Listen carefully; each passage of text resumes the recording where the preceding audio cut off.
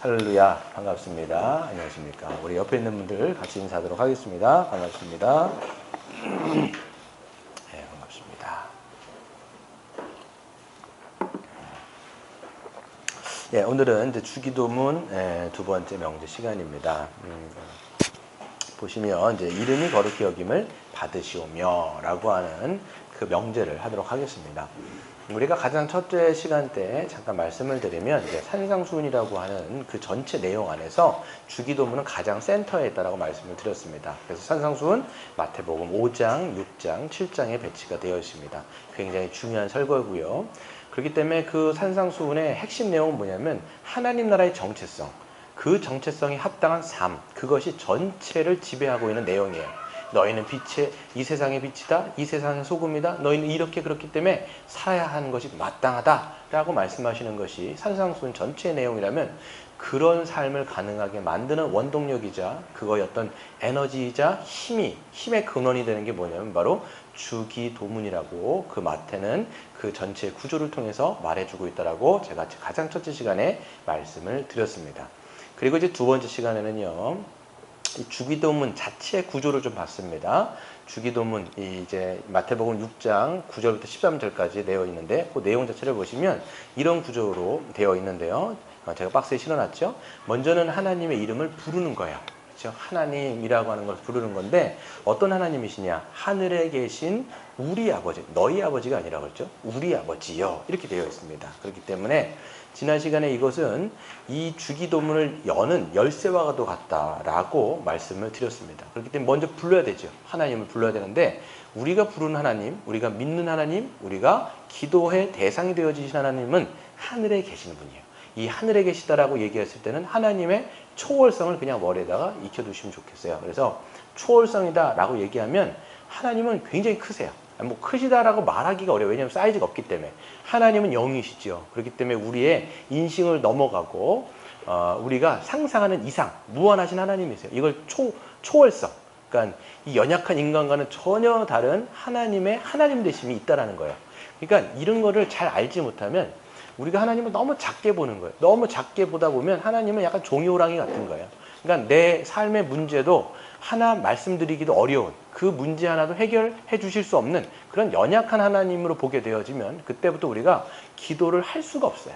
그렇기 때문에 우리가 믿는 하나님, 내가 기도를 드리는 하나님이 어떤 대상인지를 알아야 되는데 그게 바로 하늘에 계시다라는 뜻에서 우리는 어떤 의미를 짐작할 수가 있습니다. 두 번째는 그 하늘에 계신 하나님이 우리의 하나님이에요. 그러니까 내 하나님이 아니라고 말씀드렸습니다. 공동체. 그러면 거기서 우리가 누구냐라고 했을 때 그 우리는 그리스도로 말미암아 그리스도 안에서 하나 되어지는 교회를 얘기합니다. 가장 먼저는 그렇기 때문에 이 보편적인 인류 전체가 아니에요. 그래서 예수 그리스도를 믿음으로 하나님을 한 분을 아버지로 모실 수 있는 공동체를 얘기하는 거예요. 가시적인 공동체는 바로 지역교회를 얘기합니다. 그렇기 때문에 이렇게 물된동산교회라든지 도림교회라든지 이런 각 지역교회를 얘기할 수 있을 거예요. 이게 우리인 거예요. 더 나아갔을 때는 개교회뿐만 아니라 뭐 한국교회 전체 이걸 우리가 우주적 보편교회라고 얘기합니다. 그래서 캐톨릭 처치라는 말도 하고요. 그렇기 때문에 그리스도 안에 있는 수많은 사람들 이런 사람들을 다 얘기하는 거예요. 그렇기 때문에 도림교회도 마찬가지로 우리가 그리스도 안에서는 한 가족이다. 우리라고 얘기할 수 있습니다. 그렇기 때문에 여러분 이 우리라는 것을 상실해버리면 잠깐만 나의 하나님 이런 식으로만 가면 물론 다윗도 나의 하나님이라고 고백할 때가 있어요. 그런데 보편적으로는 우리 하나님이에요. 그래서 자꾸만 개인적으로 가다 보면 어떤 이제 결과를 낳게 되냐면 너무 이기적이 되거나 아니면 이 신앙의 어떤 기도의 내용이 기복적으로 흐를 가능성이 굉장히 농후합니다. 왜? 항상 나 아니면 내 가족 정도의 바운드리를 설정하고 얘기하기 때문에 그 이상의 기도를 하지 않죠. 하지만 우리라고 하는 것은 교회 지체다. 그래서 우리가 항상 그 지난 시간에 그 강의에서 말씀드린 것처럼 여러분의 사랑의 지경이 넓어지면 넓어질수록 여러분의 기도의 지경도 넓어진다라고 말씀을 드렸고 그런 일환으로서 제가 여러분들의 기도 수첩을 드렸습니다. 그래서 그 기도 수첩을 보시면 거기에 성도들의 내용들이 나오고요. 상황들이 나옵니다. 그것을 아침 저녁으로 좀 보시면서 시간을 정하시고 아침에 보시든지 저녁에 보시든지 보시면서 여러분의 기도도 하면서 이제 우리 지체들을 위해서 기도하시면 여러분의 지경들이 더 넓어지겠죠. 그리고 마지막이 바로 내재성. 그 하나님, 우리 하나님은 바로 우리의 아버지가 되시는 거예요. 그래서 초월성이라고 얘기하면 우리가 근접할 수 없는 분인데 그분이 내재성, 우리 아버지가 됩니다. 아버지는 친밀하고 우리에게 정말 사랑을 주시고 그렇기 때문에 우리가 있는 모습 그대로를 받아주시며 어떤 모습이라도 우리를 그냥 받아주시고 용서하신 분이에요. 거기에서 우리가 하나님에 대한 친밀성이 나온다. 그래서 이 아버지라는 것이 있어야 우리가 기도할 때 하나님 앞에 정말 좀 어떻게 보면 친밀하게 나아갈 수가 있는 것이죠. 너무 절대 타자, 초월성만 강조해버려도 이건 너무 멀어요. 우리 기도할 때. 그렇죠? 이 모든 것이 어우러지는 거예요. 초월성과 내재성, 공동체성이 다 어우러지는 것이 바로 지난 시간에 말씀을 드렸던 것입니다. 그 다음에 이제 크게는 하나님을 향한 청원과 우리를 향한 청원이 있습니다. 이 세 가지는 뭐였냐면, 이제 하나님을 향한 청원, 당신 청원이라고 얘기하는데요. 이름이 거룩히 여김을 받으시오며, 또 나라에 임하옵시며, 뜻이 하늘에서 이루어진 것 같이 땅에서도 이루어지다. 이 세 가지의 하나님을 향한 기도, 하나님을 위한 기도가 되는 거예요, 사실. 그래서 하나님의 청원이고요. 나머지 세 가지는 우리를 향한 청원입니다. 하나님, 우리에게 일용할 양식을 주옵시고, 우리가 우리에게 죄진 자를 사하여 준 것 같이 우리 죄를 사하여 주옵시고, 우리를 시험에 들게 하지 마옵시오, 하지 마옵소서, 이렇게 얘기하는 그런 우리를 향한 청원이 있는 거예요. 하나님 청원, 우리 청원. 그 다음 맨 마지막이 하나님께 송영을 올려드리는 거예요. 대개 나라 권세와 영광의 아버지께 영원히 있사옵나이다 라고 하면서 하나님 앞에 마지막으로 항상 영광을 올려드리는 거죠. 사도 바울의 모든 기도도 보면요, 맨 마지막에 송영으로 끝난다는 것을 알 수가 있습니다. 그럼 오늘은 무엇을 할 거냐라고 했을 때는 하나님을 향한, 하나님을 위한 청원 중에서 첫 번째 기도 문입니다. 바로 당신의 이름이 거룩히 여김을 받으시오며 라고 이야기를 하죠. 여러분들이 늘 이제 주기도문을 외웠을 때를 보면 이게 어떤 내용인지 여러분 좀 인식을 하시고 하셨나요? 하나님의 이름이 거룩히 여김을 받아달라. 근데 잘 생각해 보시면요, 하나님은 이미 거룩하세요. 그렇잖아요. 하나님이 이미 거룩하신데 거기다 대고 이제 뭐 하나님의 이름이 거룩히 여김을 받으시기를 원합니다 라고 기도하는 게 굉장히 어색하다라는 거예요. 이미 거룩하신데 마치 이런 거예요. 에베레스트산이 이미 높아요. 근데 이건 그냥 예를 드는 거예요. 에베레스트산이 더 높게 해주세요. 이미 높고 가장 최고로 높은데 거기다 뭘 이렇게 높게 해달라고 기도하는 게 되게 웃긴 거란 말이에요. 하나님이 이미 높으시고 위대하시고 이미 거룩하신데 거기다 대고 뭐 왜 우리가 그렇죠? 하나님을 위한 기도를 하냐고요. 너나 신경 써라. 이렇게 하지 않을까요? 하나님이 나 신경 쓰지 말고 니네나 신경 써라 야. 이럴 거란 말이에요. 근데도 보면 주기도문이 하나님이 이것을 우리에게 하라고 말씀하신 기도란 말이에요. 그럼 여기는 의미가 있을까요? 없을까요? 분명히 있다라는 거죠. 그 기도의 내용이 오늘 뭔지를 좀 살펴보도록 하겠습니다. 사실 뭐 복잡하게 써놨긴 했는데 이게 사실 말하면 간단한 거예요. 뒤에 결론을 제가 보면. 그래서 제가 주기도문을 할 때 그냥 복잡한 과정을 좀 다 생략하고 여러분들이 이거 이 내용 이거구나 이렇게 딱 여러분들이 갖고 맨 마지막에 가시면 돼요. 막 철학적인 내용, 신학적인 복잡하게 가면 여러분 나중에 갈 때 기억이 안 나요. 막상 우리가 기도를 해야 되는데 이것 갖고 지금 그렇죠? 그러면 가장 먼저 나오는 것이 뭐냐면 하나님의 이름이 이렇게 돼 있어요. 근데 영어 성경은 하나님이라기보다는 thy, 그래서 이거는 2인칭 높이는 거예요. thy 그럼 thy라고 돼가지고 당신의 이렇게 되는 건데, 하나님의 이름이라고 했을 때 이름이라고 하는 게 뭘까요? 이름, 방길사한 이 이름이거든요. 누구누구 이름 뭐 이렇게 써 있잖아요. 이게 이름이라고 하는 게 성경에서는 그 사람의 어떤 존재를 드러냅니다.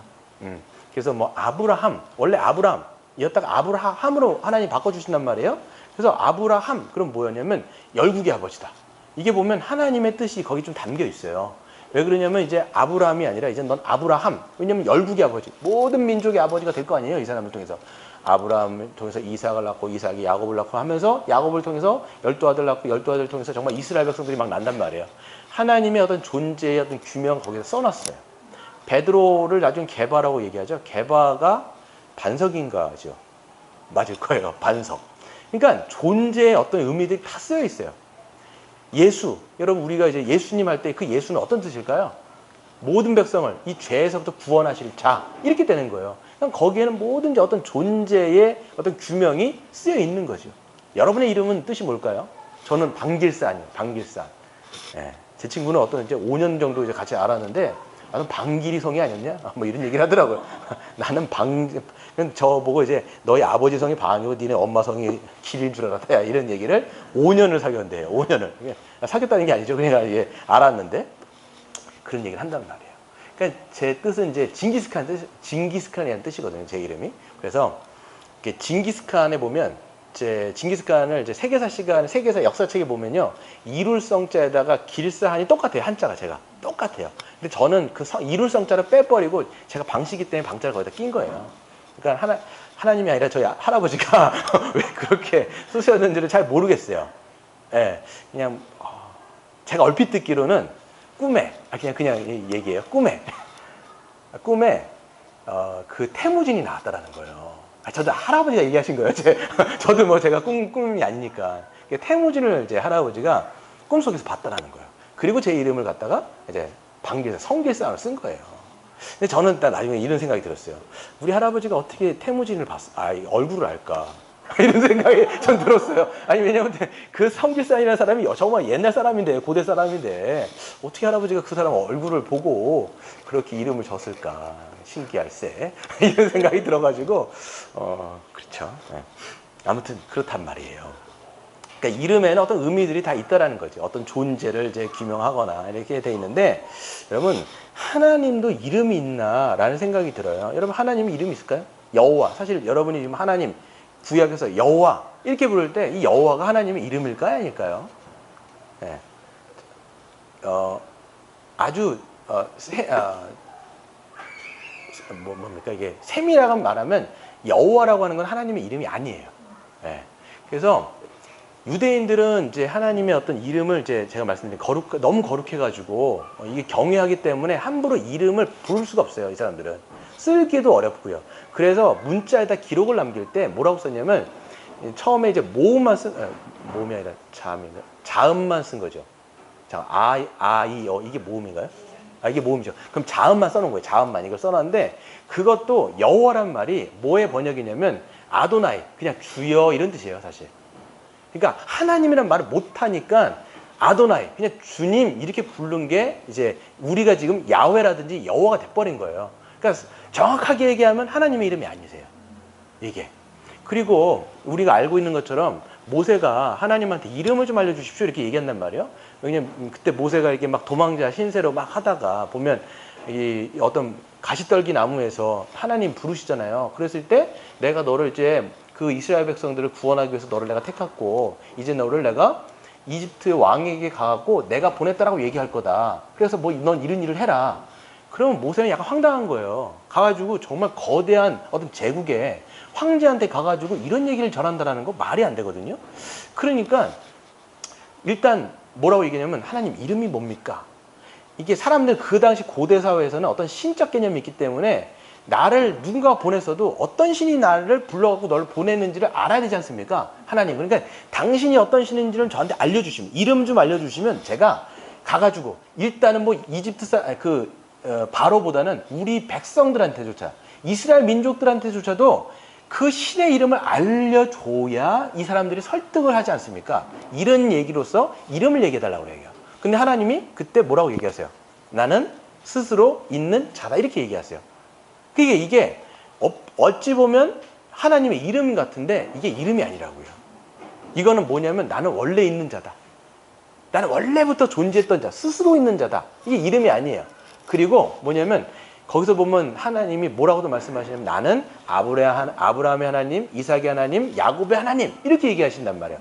그것도 하나님의 이름이 아니죠. 뭐냐면 언약을 지금까지 맺어왔던 하나님이라고 하는 하나님의 어떤 속성이라든지 하나님의 어떤 성품이라든지 하나님의 어떤 사역에 대해서 약간씩 일부를 알려주시는 거예요. 그러니까 이게 이름이 아니에요. 이름이 절대 이름이 아니에요. 하나님은 그렇기 때문에 이름이 사실 있을 수가 없어요. 정확하게 얘기하면. 왜 그러냐면 이름을 여러분이 딱 말하는 순간 그 이름은 그 사람의 존재예요. 근데 하나님은 어떤 존재를 이런 존재야 라고 딱 한마디로 규정할 수 있는 분이 아니에요. 무한하신 분이기 때문에 우리가 보세요. 이건 컵이야. 그러면 이 컵이라고 한 존재를 우리가 규정해버린 거예요, 지금.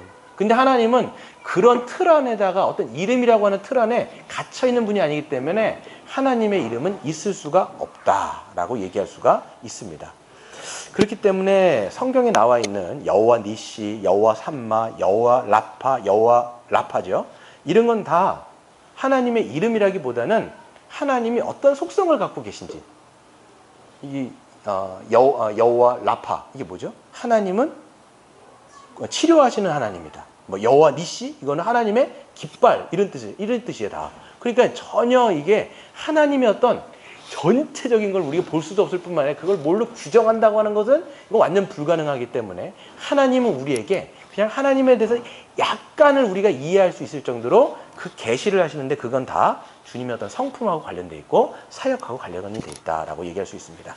그래서 밑점에 보시면 하나님이 계시하신 이름은 자신의 일부의 성품 혹은 사역을 드러낸 것입니다.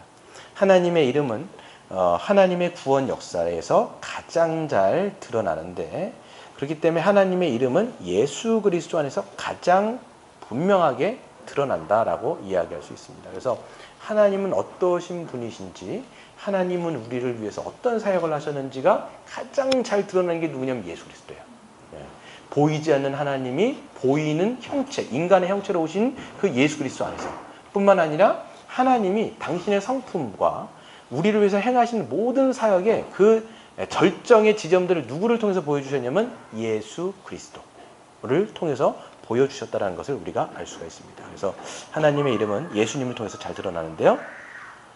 요한복음 17장 26절에 보시면 이렇게 이야기합니다. 이거는 예수님이 마지막 대제사장적 기도를 할 때 하나님 아버지께 예수님이 기도를 하시는 내용인데요. 한번 같이 읽어보겠습니다. 밑에 각주로 달렸습니다. 시작. 내가 아버지의 이름을 그들에게 알게 하였고 또 알게 하리니 이는 나를 사랑하시는 사랑이 그들 안에 있고 나도 그들 안에 있게 하려 함이니이다. 아멘. 그러니까 내가 아버지의 이름을 그들에게, 나를 믿는 자들에게 알려줬다라는 거예요. 네, 그렇죠?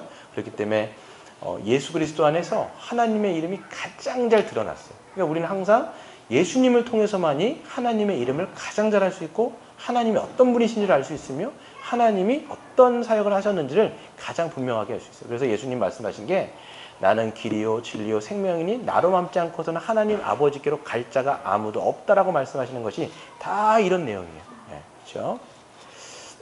그래서 하나님의 이름을 안다라는 것 두 번째 보시면 같이 읽겠습니다. 하나님의 이름을 안다라는 것 보시면 하나님의 극히 일부의 성품, 하나님의 사랑하시고 하나님의 긍휼을 베풀어 주시고 우리를 향해서 오래 참으시고 또 공의하시며 자비하시며 신실하심을 우리가 조금 아는 거예요. 조금. 우리가 뭐 하나님을 다 안다라고 얘기할 수 있는 사람은 아무도 없어요. 그래서 정말 하나님의 어떤 그 계시에 가장 가까이 갔던 어떤 사도 바울조차도 하나님의 성품에 하나님의 그것에 그 약간을 일부를 안다라고 얘기할 수 있는 것이죠. 하나님이 우리를 위해서 이미 행하신 사역과 또 지금 하고 계신 사역과 앞으로 행하실 사역을 이제 알고 있는 것입니다. 그것을 알 수 있는 것은 그리스도를 통해서 우리는 알 수 있다라고 이야기할 수 있습니다. 그래서 하나님은 예수님을 통해서 자신의 성품과 사역을 분명히 계시하셨다라는 것이죠. 그렇죠? 그렇죠?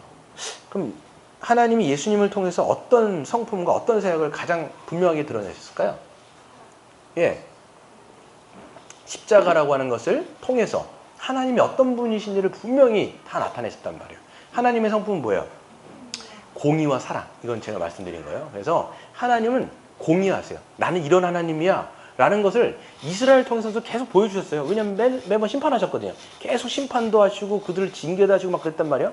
근데 그게 다가 아닌 거예요. 실제로 정말 하나님의 심판이 극렬하게 드러났던 게 뭐냐면 모든 인류의 죄를 다 싹 긁어 모아가지고 이 모든 오고 가는 모든 세대들의 죄를 다 긁어 모아갖고 누구에다가 그걸 다 씌워버렸냐면 예수님에게. 그래서 예수님에게 말하면 온갖 오물을 갖다가 예수님의 그 몸 위에다가 다 쏟아버린 거예요. 그리고 그 죄의 오물에다가 하나님이 심판을 한 게 십자가예요. 그러니까 우리는 십자가를 통해서 어떤 하나님의 성격이 아니지 성품을 알 수 있을까요? 하나님은 공의하시구나. 절대로 죄에 대해서는 그냥 넘어가시는 법이 없구나. 반드시 심판하시는데 그 심판은 굉장히 무섭다라는 것을 우리는 알 수가 있어요. 근데 또 십자가를 통해서 뭘 알 수 있어요? 하나님이 우리를 얼마나 사랑하시는지를 거기서 동시에 알 수 있어요. 왜?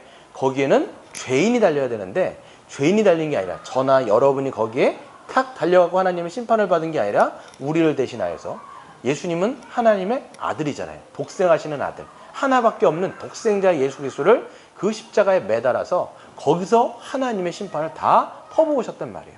그렇기 때문에 우리가 이 십자가를 통해서 알 수 있는 게 뭐냐면 하나님은 굉장히 공의하시지만 또 하나님 굉장히 우리를 향해서 사랑이 크시다라는 것을 우리가 알 수 있고, 그렇기 때문에 예수님을 통해서 하나님의 공의와 사랑을 알고 그리스도를 믿는 자는 우리가 하나님께로 나아갈 수 있는 그런 은혜와 자격이 열려졌다라는 것을 알 수가 있습니다. 그래서 여러분이 예수님을 통하면 하나님의 이름을 분명히 우리가 알 수가 있다라고 얘기할 수 있습니다.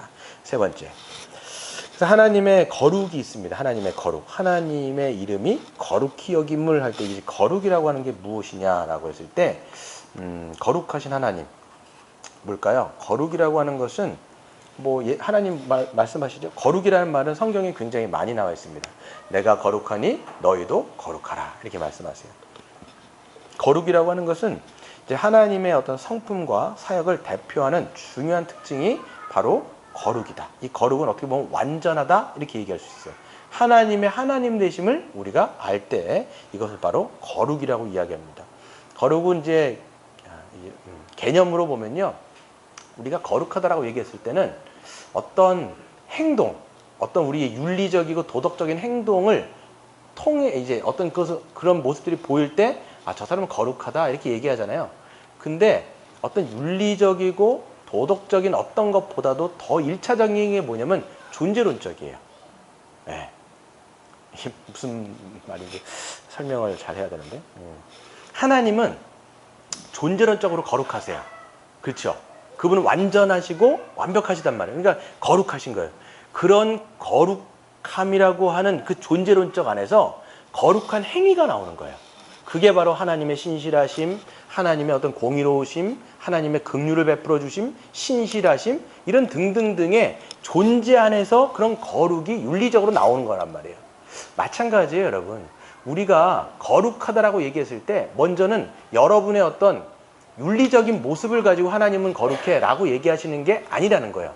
먼저 여러분이 어떻게 돼야 돼요? 존재론적으로 거룩하셔야죠. 거룩해져야 되는 거예요. 근데 거룩해지는 것은 우리의 힘과 능으로 안 된다라고 얘기하잖아요. 누가 필요한 거예요? 예수가 필요한 거란 말이에요. 예수를 통해서 우리가 그 보혈로 씻김을 받고 하나님 앞에서 우리가 의롭게 되어지는 존재론적. 다시 말하면 하나님께 속했을 때 하나님의 존재에 속하면 우리도 그 존재론적으로 거룩해지는 거예요. 마틴 루터가 이야기한 것처럼 우리가 죄인인 동시에 의인이 된다 이런 얘기를 한단 말이에요. 우리는 원래는 죄인인데 하나님께 속하다 보니까 하나님 앞에 의로워진 거예요. 그러니까 의로워진 것은 여러분의 어떤 행위가 끼인 게 하나도 없어요. 여러분 거룩한 행동해갖고 거룩해졌어요? 성도가 되셨나요? 아니죠. 오직 예수의 은혜 때문인 거예요. 그러니까 오직 예수의 은혜 때문에 여러분이 하나님께 속해진 거예요. 그럼 여러분도 존재론적으로 어떻게 된 거예요? 거룩해진 거예요. 존재가 거룩하다 보니까 그 거룩한 존재에서 뭐가 나오는 거예요? 삶이 거기서부터 그때 나오는 거예요. 어떤 삶이 나오냐? 하나님의 성품이 나한테 자꾸 나오는 거예요. 이게 그래서 성령의 열매라고 얘기하는 거지 여러분이 자연 발생적으로 뭔가를 만들어낸 게 아니에요. 내 안에 성령이 계시고 내가 하나님 앞에 존재가 거룩해진 거예요. 그러다 보니까 누구를 자꾸 사랑하고 싶어지고 누구를 보면 불쌍히 여기고 싶어지고 누구를 보면 도와주고 싶고 또 어떤 면에서는 신실한 충성스러움 이런 것들이 내 안에서 생겨지는 거야 이게. 이래서 우리가 내가 거룩해진다라고 했을 때 이건 다 하나님의 전적인 은혜예요. 여러분이 한 게 사실 어떻게 보면 나도 했지 않냐라고 하는데 그 이면에는 이미 하나님이 이미 다 은혜를 베풀어 주셨기 때문에 여러분 삶 속에서 그것이 물컹물컹 배어나온다는 거예요. 이렇게 얘기를 할 수가 있는 것이죠. 그게 거룩이에요. 그러니까 하나님의 모든 성품과 하나님의 모든 사역에 대표되어지는 어떤 특징을 얘기하라 그러면 하나님의 거룩하심입니다. 그런데 기도 자체가 뭐예요? 하나님의 이름이 거룩히 여김을 받으시오며 이렇게 돼 있는 거예요. 하나님은 거룩하신데 왜 하나님의 이름이 거룩히 여김을 받으십시오라고 얘기를 할까요? 그죠? 그걸 좀 얘기를 좀 해봐야 될 거예요. 하나님은 이미 거룩하시고 하나님의 이름은 이미 거룩하신데 거기다 우리가 여김을 받아달라 이거는 어떤 이면적인 내용이 있겠죠. 첫 번째를 보시면 이렇게 됩니다. 한번 같이 읽어보겠습니다. 시작. 하나님의 거룩하심이 예수 그리스도 안에서 충만하게 계시되었다라고 얘기합니다. 그렇죠. 하나님은요, 원래 당신의 이름이 하나님의 백성들을 통해서 거룩히 여김을 받으시길 원하셨어요. 이게 누구냐면 이스라엘 백성들이에요, 사실. 네. 그들을 통해서 하나님의 이름이 좀 영광스럽게 드러나길 원하셨단 말이에요. 그래서 이스라엘 백성들을 부르셨을 때 출애굽기 19장에서 보면 내가 너희를 이제 제사장 나라를 세울 것인데 너희들을 통해서 모든 열방이 너희들이 이제 거룩함을 통해서 하나님께 속했던 그 이스라엘 백성을 통해서 너희들을 통해서 이방 나라들이 나에게로 나오기를 원하고 내가 너희를 통해서 영광 받기를 원한다. 이랬단 말이에요. 그럼 하나님은 이 구원하신 구출해내신 이스라엘 백성들이 어떻게 살기를 원했던 거예요? 제사장 나라로 거룩하게 하나님처럼 살기를 원했단 말이에요. 근데 그게 됐냐라는 거예요. 역사 속에서. 됐나요? 그게 안 된 거예요. 네. 그게 안 된 거죠. 그래서 하나님의 이름은 하나님의 백성이 이스라엘 백성들에 의해서 사실 더럽혀졌습니다. 4절 그 각주 4번을 보시면 에스겔에서 이렇게 얘기하죠. 여러 나라 가운데서 더럽혀진 이름 곧 너희가 그들 가운데서 더럽힌 나의 큰 이름을 내가 거룩하게 할지다. 너희들은 나의 이름을 더럽혔다 이렇게. 그러니까 이건 지금 사실 말해서 하나님의 명예를 위한 기도예요. 하나님의 이름이 거룩히 여김을 받길 원합니다. 근데 하나님의 이름은 이스라엘 백성들을 통해서 더럽혀졌어요. 근데 내가 그 더럽혀진 이름을 다시 거룩하게 하겠다. 하나님께서 작정하시고 계획하시고 그것을 실행하셨다는 것이죠. 누구를 통해서 그 더럽혀진 이름이 거룩히 되었을까요? 그게 예수 그리스도예요. 그래서 하나님은 그 이름을 예수 그리스도를 통해서 다시 거룩하게 하실 것이다. 그래서 요한복음 5장에 보시면 그 5번에 보시면 12장 28절에 아버지여 아버지의 이름을 영광스럽게 하옵소서 하시니 이에 하늘에서 소리가 나서 이르되 내가 이미 영광스럽게 하였고 또 다시 영광스럽게 하리라 하시니 라고 말씀하시면서 하나님은 당신의 이름이 더럽혀졌던 그 이름이 예수 그리스도를 통해서 다시 거룩하게 하신 거예요. 그리스도를 통해서. 그분의 더 엄밀하게 말하면 그분의 십자가를 통해서 하나님의 그 거룩하심이 어떤지를 만방 가운데 드러내셨다는 것을 우리가 알 수가 있습니다. 그래서 두 번째 읽어보시면 읽어보겠습니다. 시작. 하나님의 거룩하심은 예수 그리스도의 십자가를 통해 드러났다. 그렇죠. 그래서 죄에 대한 하나님의 거룩하심, 아까 말씀드린 그 공의와 인간을 향한 하나님의 사랑하심이 그 십자가를 통해서 그 하나님의 거룩이 드러난 거지. 그래서 예수님의 십자가로 어떻게 됐어요? 그 십자가의 목적이 뭐예요? 죄를 사하시고 다시 믿는 자를 의롭다함을 받는 교회가 하나님의 거룩하심을 드러내게 된 것입니다. 그래서 예수님의 십자가 사역으로 하나님의 새 언약 백성인 성도, 곧 교회가 창조되었어요. 그리고 새 언약 백성인 교회는 이스라엘과 같지 않고 이제는 하나님의 거룩하심을 드러내며 칭송을 할 그런 백성들이 이 땅 가운데 태동된 거죠. 그래서 쭉 역사를 보시면 하나님의 이름은 원래 거룩해요. 하나님의 이름은 원래 거룩하고 완벽하죠. 근데 인간들의 죄가 그 이름을 잠깐 더럽힌 거예요. 그렇죠? 가장 최초의 백성이 누구였을까요? 아담 하와가 하나님의 이름을 드높여야 되는데 그걸 못하고 죄를 짓고 난 다음에 쫓겨나고 하나님의 이름을 사실 더럽힌 거죠. 근데 하나님의 그 명예를 찾기 위해서, 어떻게 보면 명예를 다시 회복하기 위해서 이 땅 가운데 쭉 역사를 진행한 게 어떤 역사냐면 이스라엘 역사였어요. 근데 아까도 말씀드린 것처럼 하나님의 명예를 회복하기 위해서 이스라엘 백성들을 부르시고 했는데 어떻게 됐냐? 이스라엘 백성들이 그거를 못한 거예요. 안 되겠다. 하나님은 결국은 어떻게 했냐면 아들까지 보내셔가지고 하나님의 그 거룩하심을 이 만방 가운데 십자가를 통해서 완전 드러냈어요. 그렇죠? 하나님의 공의하심과 사랑을 완전 드러내시고 그 십자가의 사역을 통해서 이제는 당신의 새로운 백성을 창조하신 게 누구예요? 그리스도 안에서 새 언약 백성인 바로 교회가 창조가 된 거예요. 그러면 하나님은 이 하나님의 거룩함, 이제는 이 교회가 그리스도 안에서 거룩해진 자들이잖아요. 그래서 우리가 성도라고 얘기한단 말이에요. 그러면 이 주기도문에서 하나님의 이름이 거룩히 여김을 받으시오며 라고 하는 것은 어떻게 해달라는 기도일까요? 어떻게 해달라는 기도일까요? 예. 그렇죠. 그렇죠. 그러니까 사실 말해서 이거는 우리를 또 향한 기도가 되는 거예요. 하나님의 이름이 거룩히 여김을 받으시오며 라고 기도하는 것은 사실 말해서 다시는 우리는 거룩하게 됐잖아요. 그분을 통해서. 그러니까 우리의 말과 우리의 행동을 통해서 하나님의 명예가 높임을 받게 달라는 거예요.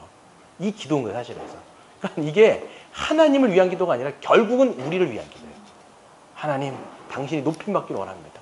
우리를 통해서 이렇게 되는 거예요. 왜냐하면 우리는 하나님이 우리를 그렇게 해주셨거든요. 거룩한 옛 언약 백성인 이스라엘 백성과 전혀 다른 새 언약 백성으로 만들어주셨기 때문에 이제는 우리가 그렇게 마땅한 하나님 앞에서 반응을 보여주시기를 하나님은 원하신다는 것이죠. 세 번째로 보시면 하나님은 그리스도 안에 백성된 교회를 통해서 그의 이름이, 하나님의 이름이 거룩히 여김을 받기를 원하신다라고 얘기합니다. 그래서 이 주기도문의 첫 번째는 누가 기도할 수 있는 거냐? 교회밖에 없어요. 신자예요, 신자. 예. 왜냐하면 하나님을 통해서 거룩하게 된 자이기 때문에 하나님의 명예가 중요한 거잖아요.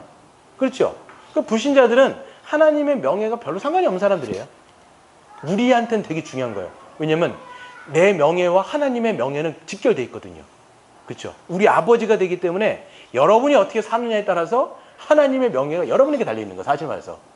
세상 사람들이 볼 때. 그렇죠? 그렇습니다. 그래서 여러분, 하나님의 이름이 모독되는 게 이방인들, 믿지 않는 사람들 때문에 모독받으실까요? 아니면 믿는 사람들 때문에 모독받으실까요? 믿는 사람이에요, 결국은. 그러니까 로마서 2장에서 보면 내가 너희들 때문에 이방에서 너희 때문에 내 이름이 더럽힘을 받는다 이렇게 얘기를 하시어요. 그러니까 이스라엘 백성들도 하나님의 속해 있는 거룩한 자들인데 그 영광을 못 드러낸 거예요. 이 사람들이 삶으로 뭐 입술로 이게 안 된 거예요. 그러니까 하나님은 이제는 새 언약 백성의 교회를 통해서 이걸 영광을 받기를 원하시는 거예요. 그러니까 우리를 통해서 자꾸만 하나님 높임 받기를 원하시는 거예요. 그냥 가장 1차적으로 우리가 해야 되는 게 뭐냐라고 했을 때 여러분이 하나님의 하나님 되심을 인정하셔야 돼요. 이 기도의 첫 번째는 뭐냐면 성경을 통해서, 여러분 성경의 계시를 통해서 하나님이 자꾸 어떤 분이신지를 알아가셔야 돼요. 하나님 이런 분이시네? 이렇게 사랑이 많으신 분이네? 하지만 또 공의하시는 분이네? 하지만 신실하신 분이시네? 이걸 점점 십자가를 통해서 알아가면서 하나님의 하나님 되심을 고백하시는 거. 인정하고 고백하는 게 여러분의 입술을 통해서 하나님의 이름이 거룩히 여김을 받으시는 거예요. 여러분이 인정을 하나님을 안 해버리면 여러분을 통해서 인정을 못 받으시는 거예요. 자꾸만 하나님은 정말 하나님이십니다. 하나님은 선하십니다. 이게 삶에 있어서 어려울 때가 되었건 아무 평탄하게 되었든 심지어는 여러분이 정말 삶에 어려워요. 근데도 이 기도, 하나님의 이름이 거룩히 여김을 받기를 원합니다 라고 한 기도는 뭐냐면 내 삶이 어렵지만 내가 하나님의 하나님 되심을 인정합니다. 하나님의 선하심을 내가 고백합니다 라는 기도와 똑같은 거예요. 인정을 해야 돼요. 그러니까 여러분이. 누가 인정하겠어요? 불신자들이 하나님을 인정하겠습니까? 우리가 예수님을 통해서 하나님이 어떤 분이신지를 아니까 우리는 인정을 하는 거거든요. 정말 하나님은 신실하시네요. 이렇게 인정해 주는 이게 가장 첫 번째예요. 그리고 그래서 지금 5번으로 넘어간 건데요. 그래서 하나님을 인정하는 것에 여기서 한 발짝 더 나가셔야 돼요. 입술로의 고백이잖아요. 하나님은 선하십니다. 하나님 정말 나의 하나님이십니다. 나의 주가 되십니다. 여기서 한 발짝 더 나가는 기도가 뭐냐면 뭐예요? 여러분의 삶을 통해서 하나님을 인정하는 것이 이 기도가 여러분의 삶 속에서 이루어지는 거예요. 네. 하나님의 이름이 거룩히 여김을 받으십니다. 그래서 하나님을 고백하고 인정하기에 주님의 성품을 닮은 삶으로 주님을 드러내는 것입니다. 그래서 너희의 빛이, 마태복음 5장 16절이죠. 한번 같이 읽어볼까요? 시작. 너희의 빛이 사람 앞에 비치게 하여 그들로 너희의 착한 행실을 보고 하늘에 계신 너희 아버지께 영광을 돌리게 하라 그랬어요. 너희의 빛이 사람들 앞에 비치게 하여 너희의 착한 행실을 보고, 누가? 믿지 않는 사람들이 보고 그 사람들도 하나님께 영광을 돌리게 하라 이렇게 얘기하는 거예요. 그러니까 우리는 늘 제가 말씀드린 것처럼 우리는 발광체는 아니에요. 발광체는 빛을 내는 어떤 존재잖아요. 우리는 그런 존재는 아니에요. 우리는 뭐예요? 반사체. 조직신학으로 말하면 반사체. 하나님의 영광이 비쳐요. 그럼 우리를 통해서 반사가 돼요. 그거를 누군가가, 이 반사한 게 뭐냐면 여기서는 착한 행실이에요. 그 착한 행실이 뭐냐라고 얘기하면 그리스도처럼 사는 거예요. 결국은. 나를 내어주고 내가 희생하여 누군가를 섬기며 이렇게 살아가는 게 하나님의 성품에 맞도록 살아가는 거예요. 그렇죠? 그래서 이 빛이 다른 사람에게 전해지는 것이고 이것이 하나님의 이름이 거룩히 여김을 나를 통해서 받으신다라는 것이죠. 그래서 성도의 삶에 따라 하나님의 이름이 영화롭게 될 수도 있고 사실 모독받으실 수 있습니다. 하나님의 이름이 모독당하시는 것은 불신자로 인함이 아니라 그 백성들로 말미암습니다 라고 얘기할 수 있어요. 그래서 어떤 책에 보니까 이런 얘기가 있어요.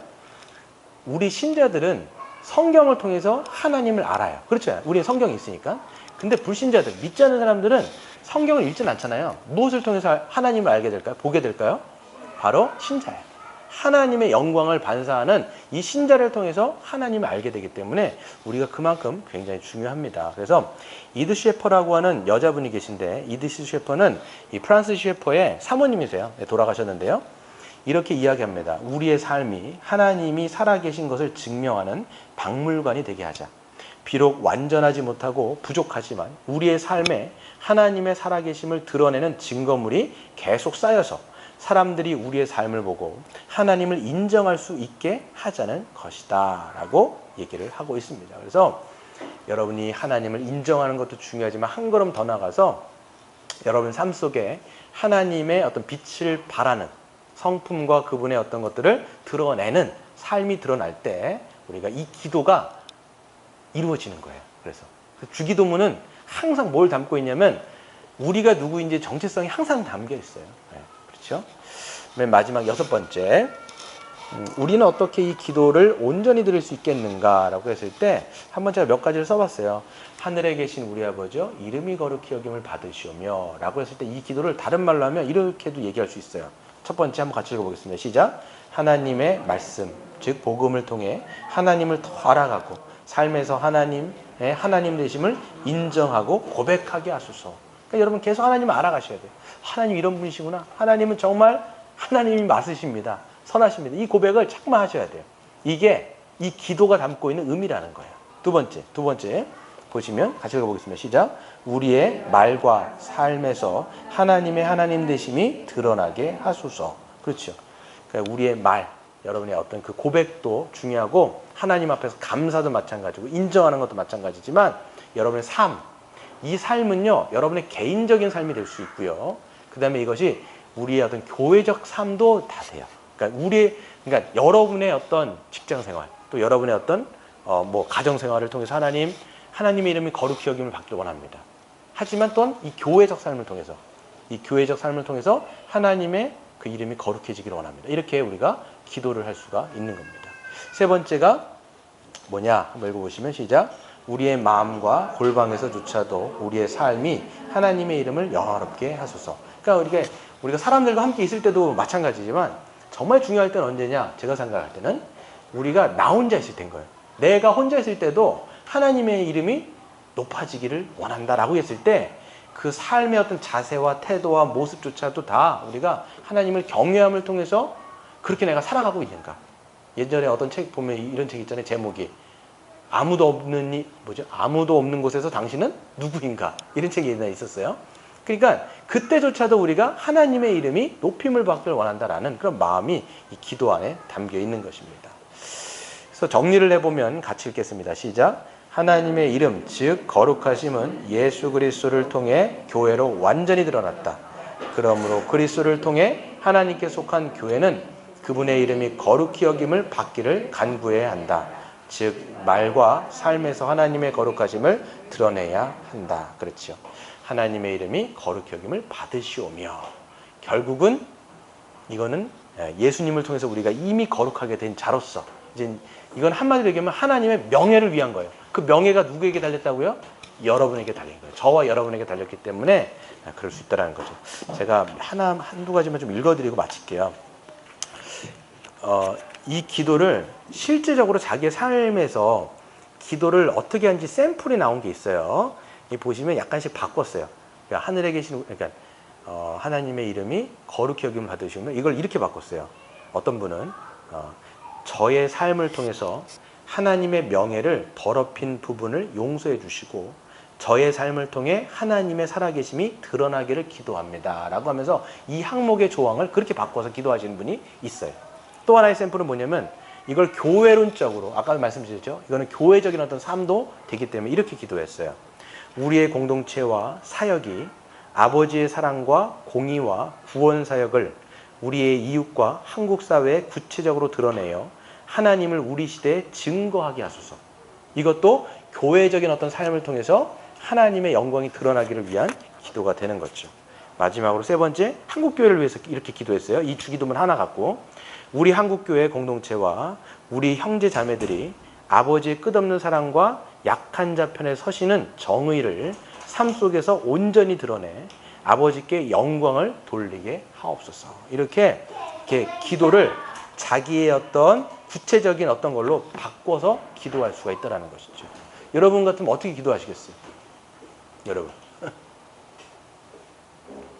어떻게 기도하시겠어요? 하나님의 이름이 거룩히 여김을 받기를 원합니다. 어떻게 기도하시겠어요? 아버지의 명예가 나한테 걸려있다고 생각하면 어떻게 기도하시겠어요? 예. 예. 예. 그렇죠. 다들 마스크를 써가지고 뭐라고 하는지 잘 들리진 않지만 예, 어떤 건 뉘앙스는 제가 알겠습니다. 예, 그렇죠. 나의 삶을 예. 통해서 예. 다른 사람 믿지 않는 다른 사람들이 예. 하나님을 알 수 있도록 그런 통로로 나를 사용하여 달라고 그렇게 기도할 수 있죠. 저는 목사로서 하나님의 명예가 걸려있다면 하나님의 말씀을 정직하게 전하고 또 그 말씀대로 내가 먼저 살 수 있도록 하나님 도와주십시오 라고 얘기하는 것도 어떻게 보면 하나님의 명예, 하나님의 이름이 나를 통해서 거룩히 여김을 받으시기를 원한다 라고 하는 기도에 담겨 있을 거예요. 또 우리 교회적인 측면으로 보면 또 뭐가 있을까요? 우리가 이제 정의원을 앞두고 있는데 이 정의원들이 잘 세워져서 하나님의 영광이 좀 드러나게 해달라. 그래서 정말 교회론적으로 하나님이 우리를 구원하시고 우리를 구속하신 목적과 이유는 뭐냐면 하나님의 몸된 교회로서 한 몸이요 한 가족으로 살아가기를 원하시는 게 하나님의 마음이잖아요. 정의원이 그것 때문에 세워지는 건데 이 서로 하나님의 목적대로 그런 삶을 통해서 하나님의 영광이 하나님의 명예가 드러나게 해달라 이렇게 기도할 수 있고 뭐 가정에서도 다 기도할 수 있다는 거죠. 그러니까 이거 한 절만 봐도 얼마나 많은 뜻들을 우리가 함의하고 있고 우리 삶 속에서 이렇게 구체적으로 기도해야 되는지를 알 수가 있는 것이죠. 네, 여기까지. 혹시 질문하실 게 있나요? 네, 없으신 줄로 알고 같이 기도를 하겠습니다.